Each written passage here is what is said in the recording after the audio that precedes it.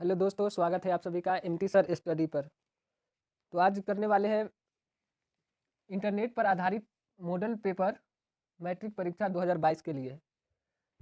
अभी करेंगे साइंस का जो मॉडल पेपर 2 होगा। मॉडल पेपर 1 का बता दिए हैं, लिंक डिस्क्रिप्शन में है। जो 1 नहीं देखे हुआ है वो जाकर इस लिंक पर नीचे वाले लिंक पे क्लिक करके देख ले।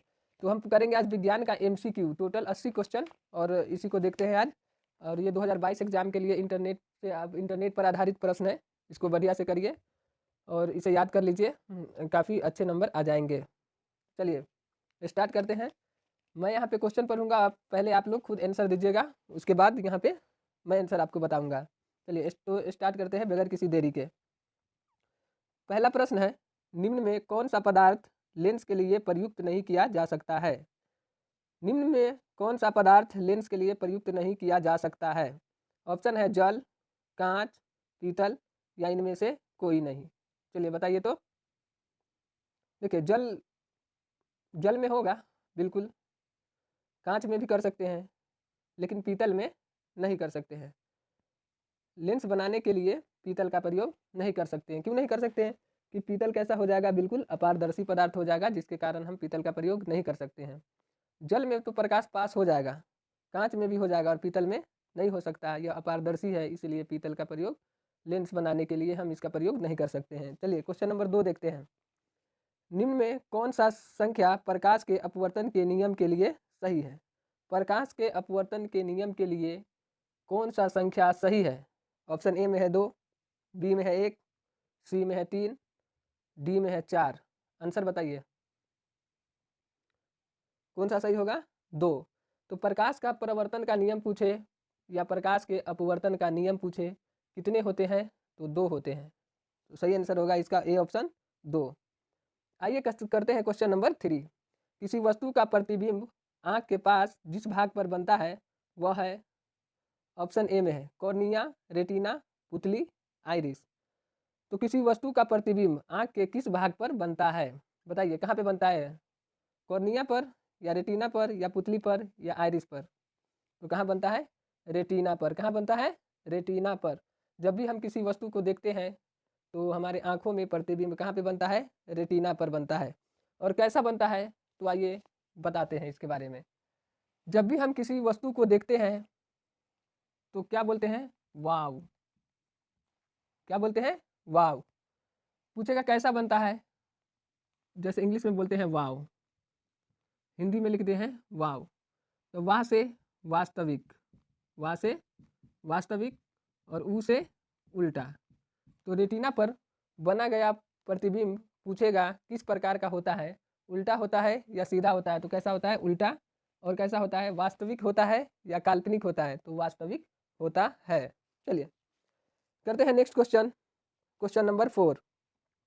किसी माध्यम के अपवर्तनांक का मान होता है, यानी अपवर्तनांक का मान, इसको बोलते हैं म्यू। तो म्यू बराबर क्या होता है बताइए?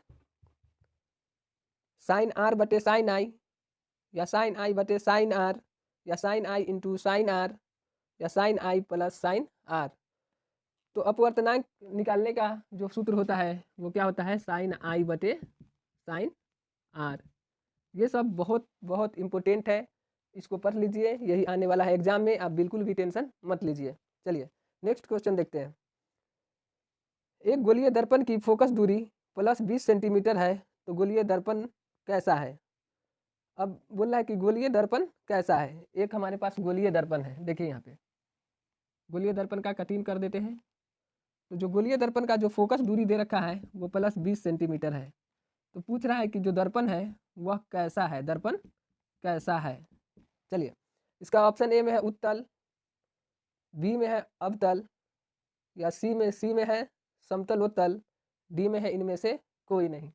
तो फोकस दूरी के बारे में अगर पूछे, दर्पण से रिलेटेड हो, तो देखिए अवतल दर्पण और उत्तल दर्पण में कौन पॉजिटिव और कौन निगेटिव होता है, इसको देख लीजिए।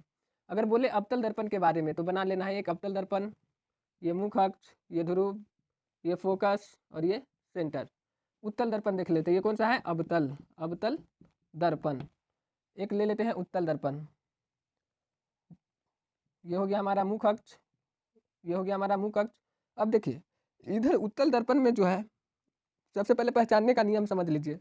अवतल दर्पण का परावर्तक सतह अंदर की ओर झुका होता है, यानी अंदर की ओर धंसा होता है, और बाहर क्या होता है, पेंट। लेकिन उत्तल दर्पण में देखेंगे,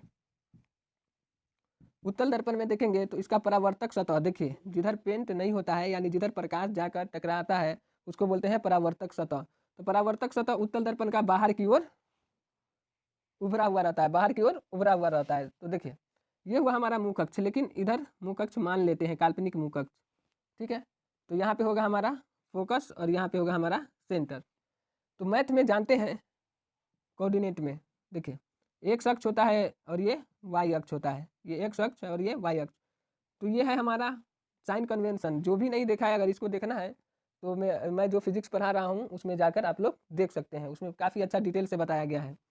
तो ये हो गया हमारा ध्रुव। ध्रुव से दाईं ओर जाते हैं तो प्लस, बाईं ओर आते हैं तो माइनस, ऊपर जाते हैं तो प्लस, नीचे आते हैं तो माइनस, जो मैथ में अक्सर पढ़ते हैं आप लोग। तो देखिए यहाँ पे फोकस दूरी क्या है, प्लस 20 सेंटीमीटर। तो फोकस दूरी देखिए कौन सा दर्पण का होगा, प्लस। देखिए अब अवतल का देखते हैं तो ध्रुव से इधर आ रहा है, यानी इधर कोई भी वस्तु की दूरी या प्रतिबिंब की दूरी या हाइट कुछ भी मापते हैं तो कहाँ से, ध्रुव से मापते हैं। तो देखिए ध्रुव से इधर फोकस दूरी अवतल दर्पण का बाईं ओर होता है, तो इधर क्या हो जाएगा, माइनस, क्या होगा, माइनस। तो अवतल दर्पण का फोकस दूरी होता है माइनस, यानी ऋणात्मक, और यहाँ पे दे रखा है फोकस दूरी प्लस 20 सेंटीमीटर है। तो प्लस किस में होता है, उत्तल दर्पण में। देखिए ध्रुव से इधर की ओर जाते हैं तो होता है प्लस, यानी फोकस दूरी यहाँ पे भी नापेंगे तो क्या होगा, एफ पॉजिटिव होगा, एफ पॉजिटिव होगा। तो इसमें क्या हो जाएगा, इसका आंसर, एक गोलीय दर्पण की फोकस दूरी प्लस 20 सेंटीमीटर है, तो गोलीय दर्पण कैसा है, तो कैसा है, उत्तल होगा। कैसा होगा, उत्तल होगा। चलिए अगला क्वेश्चन देखते हैं। तालाब का जल कम गहरा दिखाई देने का कारण बताएं। तालाब का जल, जब हम तालाब के किनारे जाते हैं तो हमें ऐसा प्रतीत होता है कि यह ज़्यादा गहरा नहीं है, या उसके अंदर जो मछली रहता है वो हमें लगता है कि बिल्कुल पास में ही है, या या इसको ऐसे भी बोल सकते हैं कि पानी में रखी हुई, पानी में अगर सिक्का को डाल देते हैं तो लगता है ऊपर ही है। पानी में पेंसिल को रखते हैं तो वो तिरछा मुड़ा हुआ दिखाई देता है। या पूछेगा कि मछुआरे को मछली भेदने में यानी मछली पकड़ने में क्यों कठिनाई होती है, तो इसका बस एक ही आंसर है, वो है प्रकाश का अपवर्तन। क्या है, अपवर्तन के कारण, अपवर्तन के कारण। तालाब का जल कम गहरा दिखाई देने का कारण क्या है, अपवर्तन। तो अपवर्तन के कारण हमें कम गहरा दिखाई देता है। और अभी मैंने जो भी बोला सिक्का का, मछली का, ये सब का भी कारण कौन सा है, तो प्रकाश के अपवर्तन के कारण। चलिए अगला क्वेश्चन देखते हैं। अवतल दर्पण की फोकस दूरी होती है, देख लीजिए, ऑप्शन ए है ऋणात्मक, बी में है धनात्मक, सी में है ऋणात्मक एवं धनात्मक दोनों, और डी में है शून्य। तो आप लोग बताइए अवतल दर्पण का फोकस दूरी क्या होता है। तो देखिए अवतल दर्पण का फोकस दूरी क्या होगा, ऋणात्मक। वक्रता की त्रिज्या भी क्या होगी, ऋणात्मक। ओके, चलिए। किसी अवतल दर्पण की फोकस दूरी और वक्रता त्रिज्या आर, तो निम्न में से कौन सा संबंध सही है। फोकस दूरी को एफ से लिखते हैं और वक्रता की त्रिज्या को आर से डिनोट करते हैं। तो फोकस दूरी और वक्रता की त्रिज्या में कौन सा संबंध है वो आपको बताना है। पहला ऑप्शन है आर बराबर एफ, आर बराबर 2f, आर बराबर 3f, आर बराबर f/2। तो कौन सा होगा आंसर इसका, आर इक्वल टू 2f। चलिए इसको समझते हैं। देखिए मान लीजिए ये हमारा कोई गोलीय दर्पण है, इसको कटिंग कर दिए, ये अवतल दर्पण निकाल दिए, या उत्तल दर्पण भी निकाल सकते हैं। तो देखिए ये है हमारा मुख अक्ष, ये है ध्रुव, ये है फोकस और ये है हमारा सेंटर। तो वृत्त आप लोग जानते हैं ये कैसा है, वृत्ताकार है। तो वृत्त पे क्या होता है, सेंटर, और सेंटर से मापी गई दूरी यहाँ तक को त्रिज्या बोलते हैं। तो त्रिज्या सेंटर से लेकर के ध्रुव तक की दूरी को क्या बोलेंगे, त्रिज्या।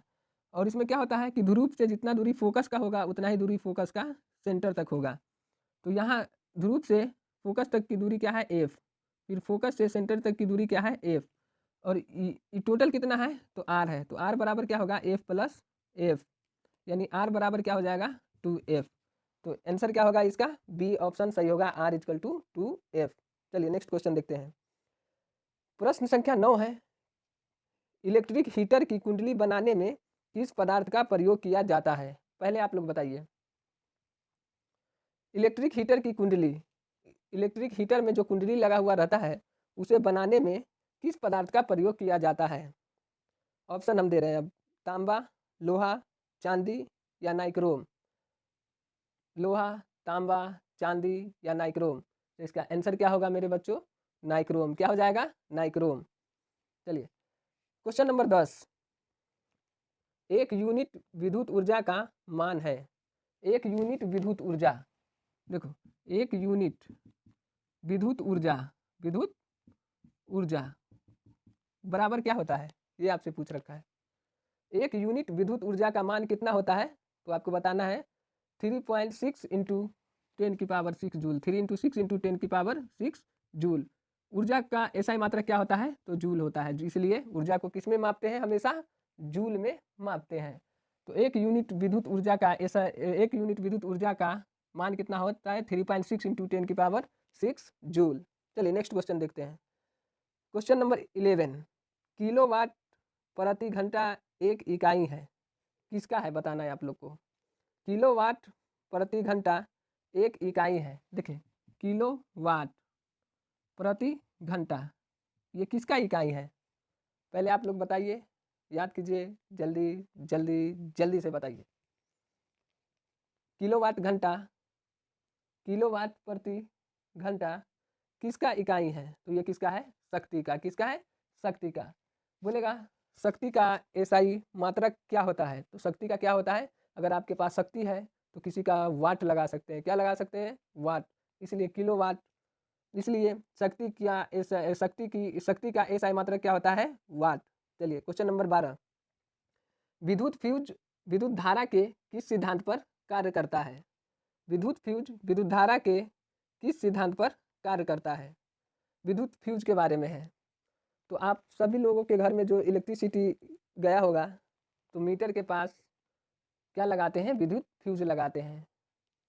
तो वो किस सिद्धांत पर काम करता है उसे बताना है। ऑप्शन बता रहे हैं, आप लोग भी बताइए एक दो क्वेश्चन का जवाब जल्दी से कमेंट में जरूर लिखकर बताइए इस क्वेश्चन का जवाब, मैं वेट कर रहा हूँ।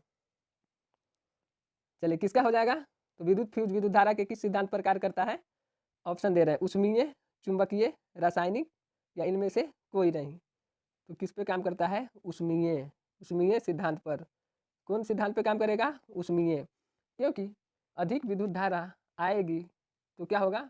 उष्मा यानी हीट के कारण विद्युत फ्यूज का लगा हुआ तार गल जाएगा और शॉर्ट सर्किट होने से बचा लेगा। चलिए समझ में आया होगा दोस्तों। अगर आ रहा है, अच्छा लग रहा है तो शेयर भी करिए, अपने फ्रेंड को करिए, दोस्त को करिए, दोस्तिनी को करिए।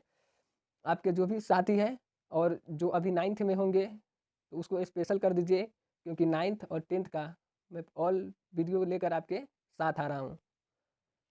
एमटी सर स्टडीज़ चैनल को सब्सक्राइब करिए दोस्तों, शेयर करके दोस्तों को भी जानकारी दे दीजिए, क्योंकि भला कीजिएगा तो आपका भी कहीं ना कहीं भला होगा।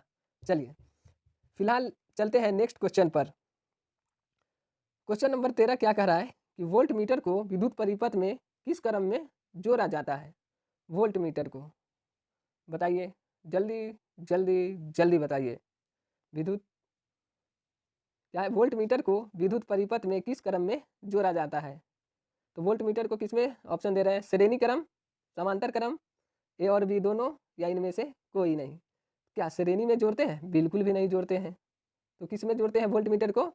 तो समांतर क्रम में। किसमें? समांतर क्रम में जोड़ते हैं वोल्ट मीटर को, समांतर क्रम में। और आपको एक और भी बता दूं कि जो ए मीटर होता है उसको श्रेणी क्रम में जोड़ते हैं। ए मीटर को श्रेणी क्रम में और वोल्ट मीटर को समांतर क्रम में। चलिए नेक्स्ट क्वेश्चन देखते हैं। क्वेश्चन नंबर 14 क्या कह रहा है? 14, विद्युत परिपथ में दो बिंदुओं के बीच विभवांतर को मापने के लिए प्रयुक्त होता है। विद्युत परिपथ में दो बिंदुओं के बीच विभवांतर, मान लीजिए ये हमारे पास वायर है, तार है, ए पॉइंट और ये बी पॉइंट। तो इसके बीच में जो विद्युत विभवांतर है, विद्युत विभवांतर है, तो इसको मापना है कि कितना विद्युत का विभवांतर है, कितना डिफरेंस है। उसे मापने के लिए किस यंत्र का प्रयोग करते हैं? तो चलिए जल्दी बताइए, जल्दी। किसका? ए मीटर का? हाँ, वोल्ट मीटर का। चलिए सही जवाब क्या आया? वोल्ट मीटर का। किसका? वोल्ट मीटर का प्रयोग करते हैं। दो बिंदुओं के बीच का जो हमारे पास किसी वायर, किसी तार, किसी परिपथ में दो बिंदुओं के बीच का जो विद्युत विभवांतर मापते हैं वह किससे मापा जाता है? तो वोल्ट मीटर से मापा जाता है। चलिए, ए मीटर से क्या मापा जाता है दोस्तों? इसमें ऑप्शन ए है कि ए मीटर से क्या नापा जाता है?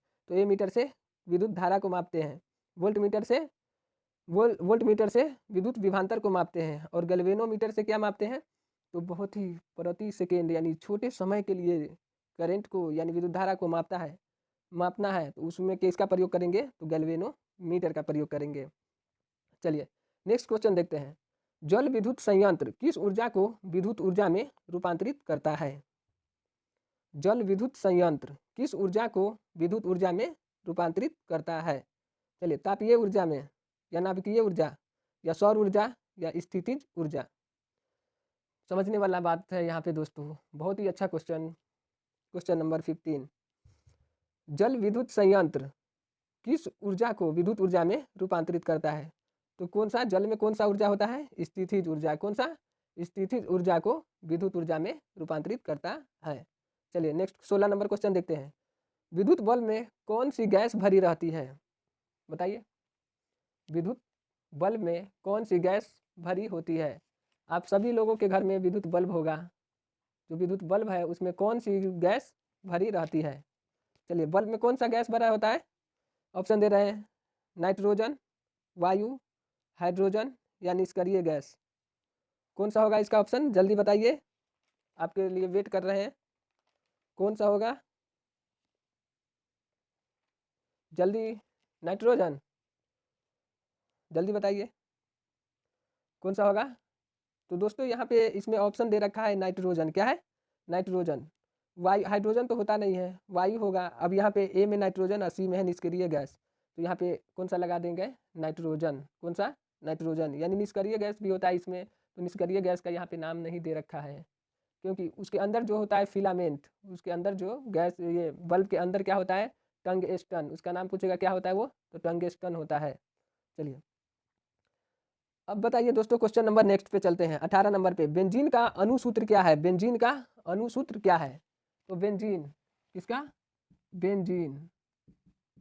बेंजीन का अणुसूत्र यानी इसका सूत्र क्या है? बेंजीन के अणुओं का सूत्र क्या है?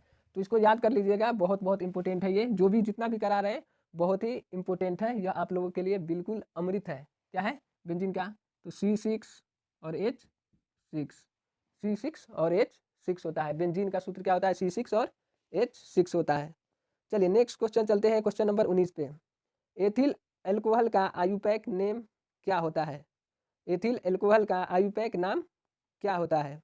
एथेनल, एथेनोन, एथेनॉल, या एथेनोइक अम्ल? देखिए, एथिल एल्कोहल है, अल्कोहल, तो अल्कोहल एथिल एल्कोहल है, तो इसका क्या हो जाएगा? एथेनॉल। ऑल का यहाँ पे अल्कोहल में क्या जोड़ते हैं? तो ऑल, तो यहाँ पे हो जाएगा एथेनॉल।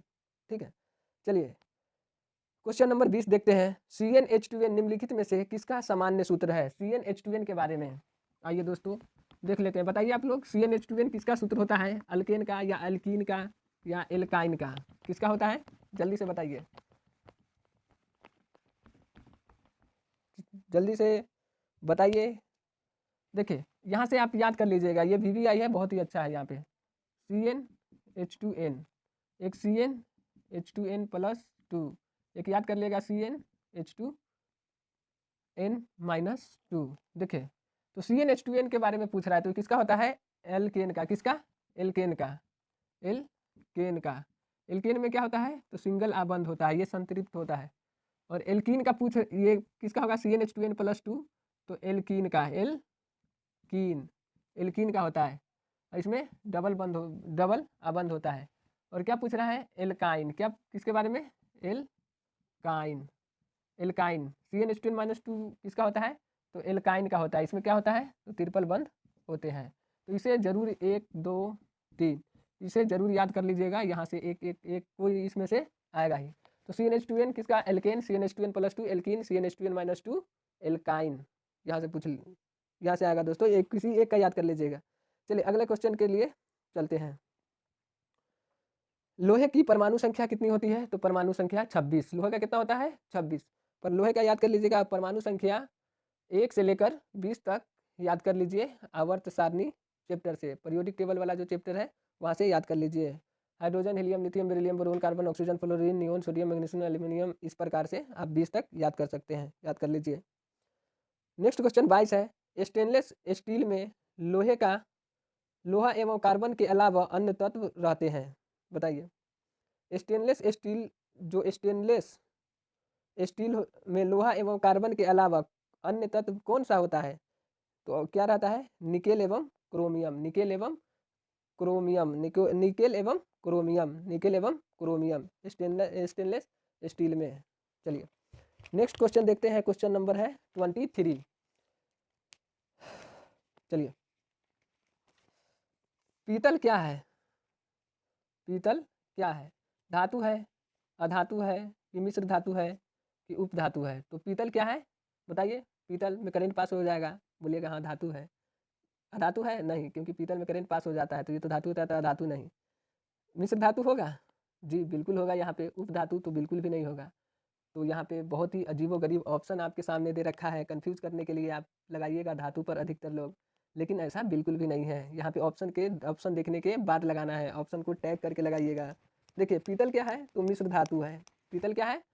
तो धातु तो है, लेकिन क्या है ये? मिश्र धातु। और पीतल किस किस से मिलकर बना होता है? देखिए पीतल के बारे में पूछ रहा है, पीतल के बारे में। तो देखिए पीतल पूछेगा किसका अयस्क है, यानी किन किन से मिलकर बना होता है। तो पीतल से याद कर लिखिएगा, पिता जी याद कर लीजिएगा, पिता जी। पीतल कौन कौन से मिलकर बना होता है? तो पीतल बनता है पिताजी से। अब यहाँ पे बोलिएगा पिताजी से, अरे ओरिजिनल वाले पिताजी से नहीं, तो किन से? तो पीतल का मतलब क्या होता है? पिताजी का मतलब, देखो पीतल किससे बनता है? पीतल तो पिताजी से। ता का मतलब होता है तांबा, प्लस में जी का मतलब होता है जिंक। तांबा और जिंक से मिलकर बना होता है क्या? तो पीतल। पीतल के अयस्क पूछेंगे क्या क्या होते हैं, तो तांबा और जिंक। तो क्वेश्चन देखिए, तांबा और जिंक से मिलकर बना है, इसीलिए कि इसको क्या बोलते हैं? मिश्र धातु। तांबा को क्या बोलते हैं? मिश्र धातु होगा। चलिए नेक्स्ट क्वेश्चन देखते हैं, निम्नलिखित यौगिकों में कौन अम्ल है? निम्नलिखित यौगिकों में कौन अम्ल है? अम्ल बताना है। देखो ऑप्शन ए है CuO यानी कॉपर ऑक्साइड, बी में है H2SO4, सी में है Na2O और डी में है Ca bracket OH bracket close O2 है सीधे। चलिए कौन होगा?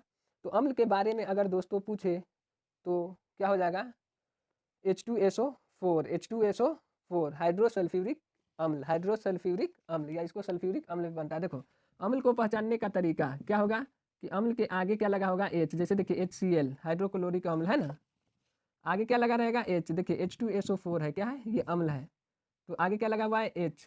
अधिकतर में आगे क्या लगा होगा? H। चलिए इसी तरीके से अगर मेरा पूरा वीडियो आप लोग देखिएगा तो आइए मेरे चैनल पे सर्च करिए, MT सर स्टडी को सर्च करिए, और अब सारा वीडियो चैप्टर वाइज लेकर मैं आ रहा हूँ। अपने छोटे भाई दोस्त जो भी हो उनको बता दीजिएगा। चलिए नेक्स्ट क्वेश्चन देखते हैं, OH अभिक्रियाशील मूलक वाले यौगिक का नाम क्या है? क्रियाशील मूलक, देखो OH किसका है? ये OH किसका है सीधा? तो मैंने आप लोगों को बताया था कि 7 क्रियाशील मूलक होते हैं, 7 क्रियाशील मूलक के बारे में बताया था, जिसमें OH क्या हो गया? तो अल्कोहल का होता है। किसका होता है? अल्कोहल का होता है OH। चलिए नेक्स्ट क्वेश्चन देखते हैं, कैल्शियम कार्बाइड जल के साथ अभिक्रिया करके देता है। कैल्शियम कार्बाइड को जब जल के साथ अभिक्रिया कराते हैं तो क्या देता है? ऑप्शन ए में एल्केन, बी में एथेन, सी में एथीन या डी में एथाइन। क्या देगा? तो option number D ethyne. Calcium carbide जल के साथ अभिक्रिया कराते हैं तो क्या देता है? एथाइन देता है। चलिए नेक्स्ट क्वेश्चन देखते हैं, क्वेश्चन नंबर 28। फटाफट देखिए दोस्तों, क्वेश्चन नंबर 28 है, ओजोन के एक अणु में ऑक्सीजन के परमाणुओं की संख्या कितनी होती है?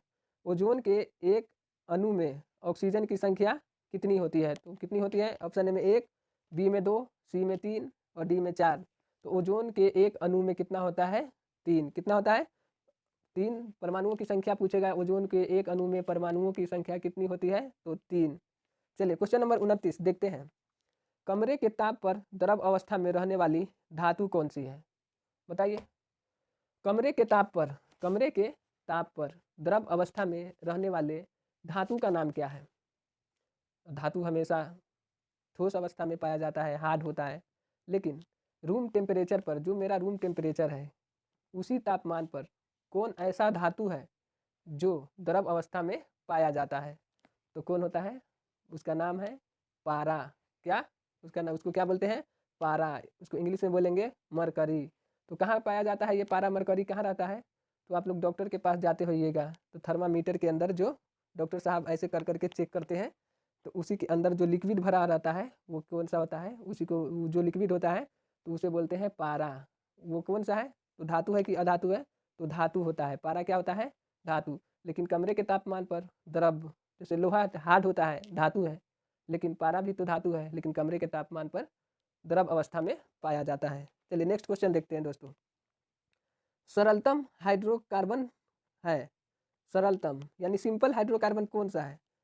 Methane, ethane, propane, butane. तो सरलतम कौन सा है? Methane, simple. हाइड्रोकार्बन किसे कहते हैं?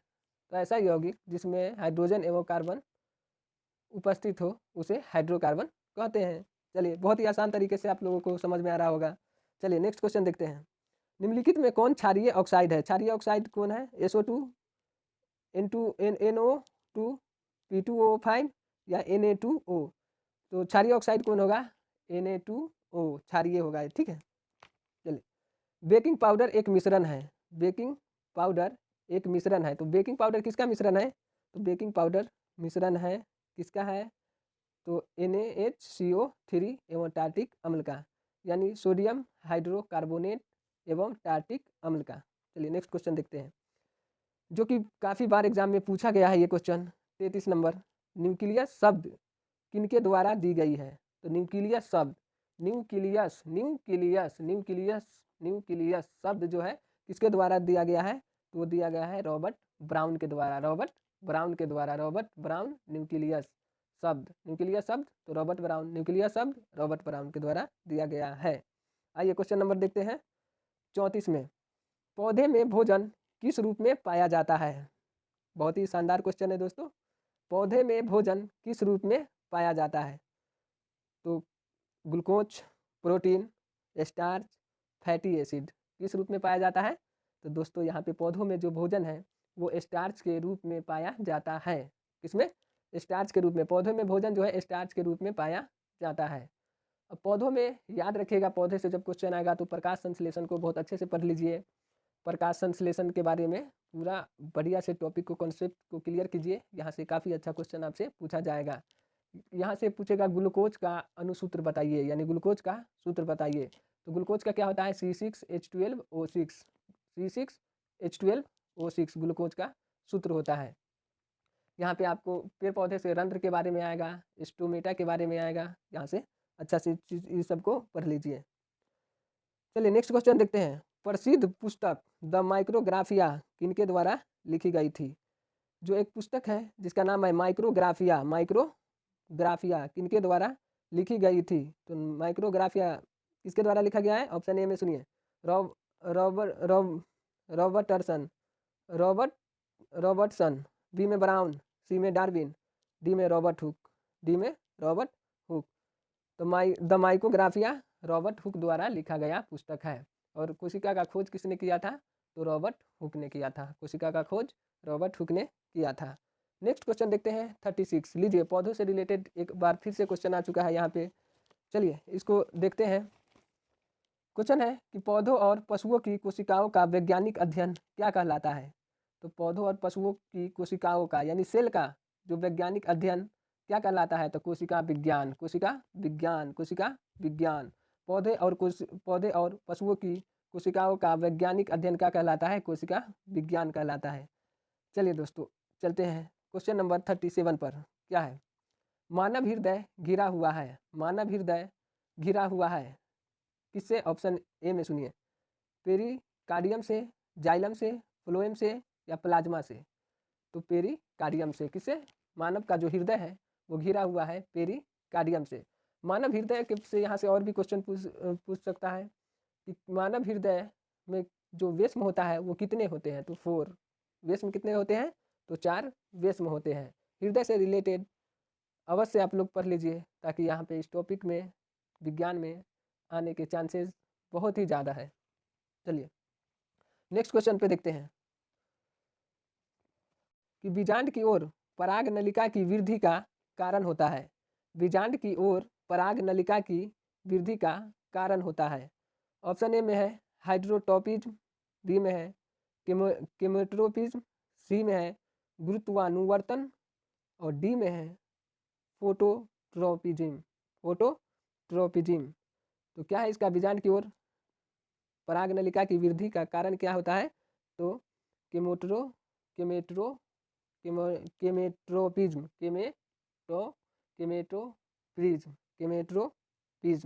चलिए क्वेश्चन नंबर 39 बहुत ही अच्छा क्वेश्चन। मनुष्य में श्वेत रक्त कोशिका का जीवन अवधि कितनी होती है, तो यहाँ पे श्वेत यानी श्वेत रक्त है, यानी श्वेत रक्त से याद कर लीजिएगा आपको आप लोग। देखिए रक्त को क्या बोलते हैं, ब्लड, और ब्लड कितने होते हैं, तो 2 होते हैं। एक होता है श्वेत रक्त, एक होता है लाल रक्त। तो देखिए श्वेत रक्त को बोलते हैं WBC यानी व्हाइट ब्लड सेल या व्हाइट ब्लड सर्कुलस। लाल रक्त को क्या बोलते हैं, RBC यानी रेड ब्लड सेल। तो यहाँ पे देखिए पूछेगा यहाँ से क्वेश्चन, एक बहुत ही अच्छा क्वेश्चन पूछा जाता है यहाँ से कि लाल रक्त लाल क्यों होता है, लाल रक्त लाल क्यों होता है, तो किसके कारण होता है, तो हीमोग्लोबिन के कारण लाल रक्त लाल होता है। और यहाँ पे जीवन काल पूछा हुआ है श्वेत ब्लड का, जो श्वेत रक्त होता है उसका जीवन काल पूछा गया है, कितने दिनों का होता है, तो 12 से 20 दिन का। 12 से 20 दिनों का जो है क्या होता है, श्वेत रक्त का जीवन काल होता है 12 से 20 दिनों का। लाल रक्त का कितना होता है, तो 120 दिनों का। लाल रक्त का कितना होता है, 120 दिनों का होता है। लेकिन WBC का कितना होता है श्वेत रक्त का, 12 से 20 दिन का होता है। क्वेश्चन नंबर नेक्स्ट पे आते हैं। क्वेश्चन है पीत रस कहाँ स्रावित होता है, पीत रस कहाँ स्रावित होता है, तो यकृत में। कहाँ पे, यकृत में। चलिए दोस्तों अगर अच्छा लगे तो लाइक कमेंट जरूर करना, ताकि मुझे हौसला मिलेगा और मैं आगे और भी आप लोगों के लिए वीडियो लेकर आऊँगा। चलिए नेक्स्ट क्वेश्चन देख लेते हैं। चलिए क्वेश्चन नंबर देखते हैं 42 देख लेते हैं। 42 नंबर क्वेश्चन है, नहीं यहाँ पे कर चुके थे हम लोग 40 नंबर। 41 नंबर देखते हैं, जल्दी देखो। किसी जीव में हीमोग्लोबिन नहीं होता है, किस जीव में हीमोग्लोबिन नहीं होता है, तो किस में नहीं होता है, डायरेक्ट बता रहे आंसर, मक्खी में। कहाँ पे, मक्खी में। और मैं क्वेश्चन पढ़ूंगा, आप लोग माइंड में सर्कुलेट कर लीजिएगा आंसर को जल्दी से जल्दी। चलिए देखिए यहाँ पे पक्षी में होता है हीमोग्लोबिन, हाँ होता है। मनुष्य के रक्त में भी होता है, मक्खी में नहीं होता है। चलिए नेक्स्ट क्वेश्चन है हीमोग्लोबिन के कमी से कौन सा रोग होता है, हीमोग्लोबिन के कमी से कौन सा रोग होता है, इसका आंसर क्या है, पीलिया रोग होता है। कौन सा, तो पीलिया रोग होता है। मनुष्य के आहार नाल में अवशेषी अंग है, तो जानते हैं अवशेषी अंग जो किसी कार्य के लिए नहीं है, तो अपेंडिक्स। कौन है, अपेंडिक्स। आने वाले समय में ये धीरे धीरे विलुप्त हो जाएगा। चलिए निम्न में कौन ट्रिप्सिन एंजाइम का कार्य है, निम्नलिखित में कौन ट्रिप्सिन एंजाइम का कार्य है, वसा का पाचन, कार्बोहाइड्रेट का पाचन, प्रोटीन का पाचन, या इनमें से सभी। तो ट्रिप्सिन एंजाइम का क्या कार्य है, ट्रिप्सिन एंजाइम वसा का पाचन भी करता है, कार्बोहाइड्रेट का भी पाचन करता है और प्रोटीन का भी पाचन करता है। कौन, ट्रिप्सिन एंजाइम। नेक्स्ट क्वेश्चन है मुख गुहा में आहार का कौन सा भाग पाचन होता है, मुख गुहा में आहार का यानी भोजन का कौन सा भाग का पाचन होता है, तो कार्बोहाइड्रेट। मुंह में जैसे ही रखते हैं मुंह में, तो किसका पचना स्टार्ट हो जाता है, कार्बोहाइड्रेट का। चलिए क्वेश्चन है ऑक्सीजन का वाहक कौन है, ऑक्सीजन का वाहक कौन है, ऑक्सीजन को शरीर के अंदर कौन चलाता है, तो कौन, RBC यानी red blood cell. RBC oxygen का वाहक है। 47 में है रक्त में शर्करा का स्तर नियंत्रित रक्त में शर्करा का स्तर नियंत्रित करता है, कौन करता है, तो इंसुलिन। कौन सा, इंसुलिन। रक्त में जो शर्करा का स्तर नियंत्रित करता है, यानी ब्लड में जो ब्लड का जो मीठापन है उस पर नियंत्रित कौन करता है? तो इंसुलिन करता है। क्वेश्चन नंबर 48, मानव शरीर में सबसे लंबी कोशिका कौन सी है? तो सबसे लंबी कोशिका मानव शरीर की कौन सी है? तो तंत्रिका कोशिका। तंत्रिका कोशिका मानव शरीर का सबसे लंबा कोशिका कौन सा है? तो तंत्रिका कोशिका। जल्दी से बताइए, प्रकाश के परावर्तन के कितने नियम होते हैं? प्रकाश के परावर्तन के कितने नियम होते हैं? तो क्या आंसर इसका? 2 होता है। प्रकाश के परावर्तन का 2 नियम होता है। क्या होता है? तो ये दर्पण ले लेते हैं, तो आपतित किरण, परावर्तित किरण और खींचा गया अभिलंब, तीनों एक ही तल में होते हैं। यह है पहला नियम। दूसरा क्या है कि आपतन कोण परावर्तन कोण के बराबर होता है। आपतन कोण परावर्तन कोण के बराबर होता है। चलिए नेक्स्ट क्वेश्चन को देखते हैं। अवतल लेंस का आवर्धन होता है, तो अवतल लेंस का आवर्धन क्या होता है? v/u। अवतल लेंस का आवर्धन v/u होता है। दर्पण का सूत्र क्या है? तो दर्पण सूत्र जरूर याद रखिएगा। दर्पण सूत्र यानी मिरर फॉर्मूला, दर्पण सूत्र क्या होता है? 1/f = 1/u + 1/v। कौन सा हो जाएगा? ये होता है दर्पण सूत्र। ये इसको जरूर याद रखिएगा, 1/f = 1/u + 1/v। चलिए, अगर इसमें दे देंगे प्लस से हटा, दर्पण में होगा प्लस और लेंस का पूछ लेंगे तो लेंस का हो जाएगा माइनस। प्लस को हटा के यहाँ पे दे दिए माइनस, तो कौन हो गया? ये लेंस का सूत्र हो गया। अब प्लस कर देंगे तो दर्पण का हो जाएगा 1/f = 1/v + 1/u। ये हो जाएगा दर्पण का सूत्र हो जाएगा।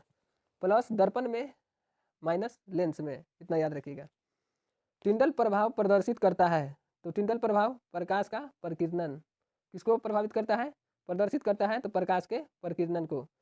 क्वेश्चन नंबर 53, कौन सा लेंस हवा में अभिसारी लेंस भी कहा जाता है? किस लेंस को अभिसारी लेंस कहते हैं? तो उत्तल लेंस को अभिसारी लेंस कहते हैं और अवतल लेंस को अपसारी लेंस कहते हैं, और अवतल दर्पण को अभिसारी दर्पण कहते हैं और उत्तल दर्पण को अपसारी दर्पण कहते हैं। याद रख लीजिएगा इसको। कौन सा लेंस हवा में अभिसारी लेंस कहलाता है? तो उत्तल लेंस। उत्तल दर्पण में प्रतिबिंब बनता है, वास्तविक? बिल्कुल भी नहीं। उत्तल दर्पण में 2 जगह पर प्रतिबिंब जो बनता है वो आभासी बनता है। कैसा बनता है? आभासी बनता है।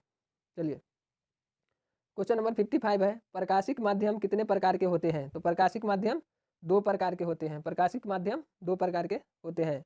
क्वेश्चन नेक्स्ट क्वेश्चन देखते हैं। डायनमो परिवर्तित करता है, तो डायनमो क्या करता है?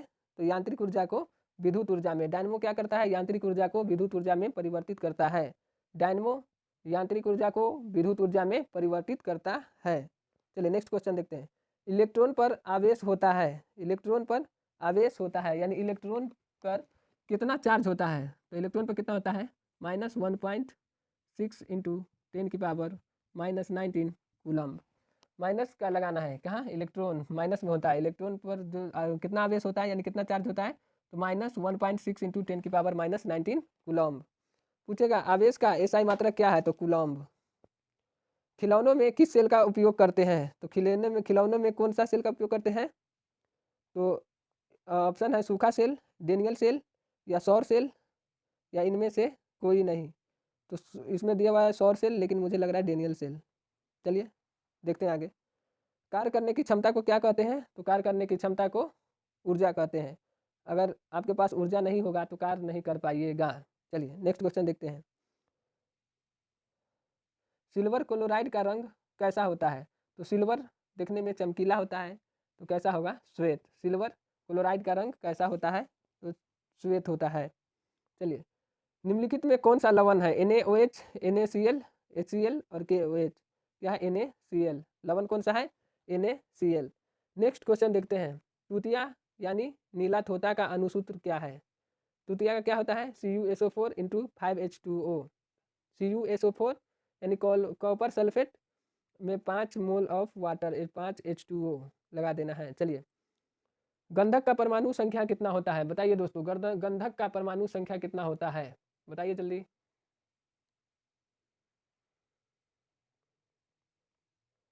जल्दी बताइए, गंधक का परमाणु संख्या कितना होता है? गंधक का मतलब सल्फर। सल्फर का कितना होता है? 16, यानी गंधक का परमाणु संख्या कितना होता है? 16। नेक्स्ट क्वेश्चन देखिए। अधातु के ऑक्साइड कैसा होता है? अधातु का ऑक्साइड कैसा होता है? तो अ से अधातु, अ से अम्लीय, अ से अधातु, अ से अम्लीय।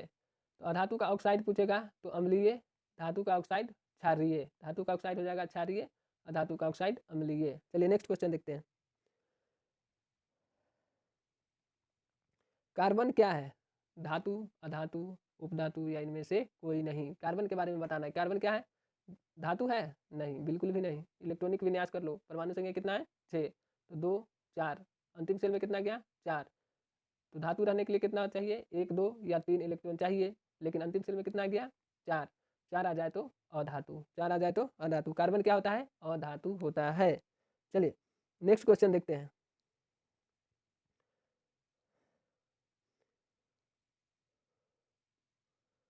निम्न में कौन अक्रिय गैस है? निम्न में कौन अक्रिय गैस है? ऑप्शन ए में है कार्बन, 2 में है हीलियम, 3 में है चांदी और 4 में है हाइड्रोजन। तो अक्रिय गैस क्या होता है? तो इसमें से कौन सा होगा अक्रिय गैस? यानी क्रिया जल्दी नहीं करेगा, क्रिया नहीं करने वाले गैस को अक्रिय गैस कहते हैं। वो कौन होगा? हीलियम। कौन होगा? हीलियम। क्या होगा? हेली ना करे रब से फरियाद। चलो नेक्स्ट क्वेश्चन देखते हैं। निम्न में से कौन उपधातु है? कॉपर, निकेल, Sb या आयरन Fe। तो क्या होगा? Sb उपधातु है। चलिए नेक्स्ट क्वेश्चन देखते हैं। पौधों में श्वसन होता है, तो पौधों में श्वसन कहाँ पे होता है? ऑप्शन है जड़ में, तना में, पत्तियों में या इनमें से कोई नहीं। पौधों में श्वसन कहाँ होता है? तो पत्तियों में। कहाँ पे? पत्तियों में। किसके द्वारा? रंध्रों के द्वारा। किसके द्वारा? रंध्र के द्वारा। चलो नेक्स्ट क्वेश्चन देखते हैं। निम्न में स्वपोषी कौन है? निम्न में स्वपोषी कौन है? तो हरे पौधे, मछली, कीट, अमीबा। यहाँ से बताना है। तो स्वपोषी किसे कहते हैं? जो अपना भोजन स्वयं बनाए। तो कौन बनाता है? हरे पौधे अपना भोजन खुद बनाते हैं, तो हरे पौधे हो जाएंगे। चलिए नेक्स्ट क्वेश्चन देखेंगे दोस्तों। यहाँ पे फिर से कौन सी बीमारी श्वसन तंत्र से संबंधित है? श्वसन तंत्र से संबंधित कौन सी बीमारी है? डायरिया नहीं, निमोनिया, मलेरिया, मधुमेह। यानी किस बीमारी में श्वास लेने में दिक्कत हो जाएगा? यहाँ पे डायरिया में नहीं, किसमें? निमोनिया में। निमोनिया में। चलिए बताइए एंड्रोजन है, एंड्रोजन क्या है? नर हार्मोन, मादा हार्मोन, पाचक रस या एंजाइम। तो एंड्रोजन क्या है? नर हार्मोन है। नर मतलब मेल, मेल हार्मोन यानी नर हार्मोन। मादा में क्या होता है?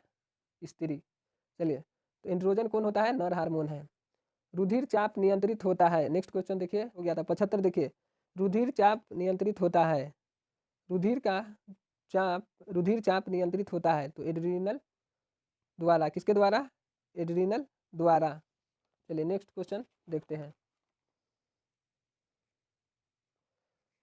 चलिए नेक्स्ट क्वेश्चन देखते हैं। Question number 76। एकलिंगी पादप का उदाहरण है पपीता, सरसों, उड़हुल, मटर। तो एकलिंगी पादप का उदाहरण कौन सा होगा? पपीता। नेक्स्ट क्वेश्चन देखते हैं। निम्न में कौन सा मादा जनन तंत्र का भाग नहीं है? मादा जनन तंत्र का भाग नहीं है। मादा जनन तंत्र का भाग इनमें से कौन सा नहीं है? अंडाशय, गर्भाशय, शुक्रवाहिका, डिम्बवाहिनी। बताइए कौन सा होगा? सी। कौन सा? सी, शुक्रवाहिका। शुक्रवाहिका जो है मादा जनन तंत्र का भाग नहीं है। चलिए क्वेश्चन नंबर 78। द्विखंडन होता है पैरामीशियम में, अमीबा में, लिशमैनिया में या इनमें से सभी। क्या होगा आंसर? जल्दी बताइए। हो जाएगा इनमें से सभी। द्विखंडन होता है पैरामीशियम में भी, अमीबा में भी, अमीबा में भी और लिशमैनिया में भी। चलिए 79। टेस्टो टेस्टोस्टेरोन, टेस्टोस्टेरोन स्रावित होता है कहाँ से? विरसन से। कहाँ से होता है? विरसन से। टेस्टोस्टेरोन कहाँ से स्रावित होता है? विरसन से। और यहाँ पे बता दे, अंतिम प्रश्न का जवाब आप लोग फिर से बताइएगा। चलिए मानव मस्तिष्क का औसत भार कितना होता है? मानव मस्तिष्क का औसत भार कितना होता है? केजी में बताइए। 1 केजी, 2 केजी या 1.4 केजी या इनमें से कोई नहीं। तो मानव मस्तिष्क का जो भार होता है, वेट होता है, कितना होता है?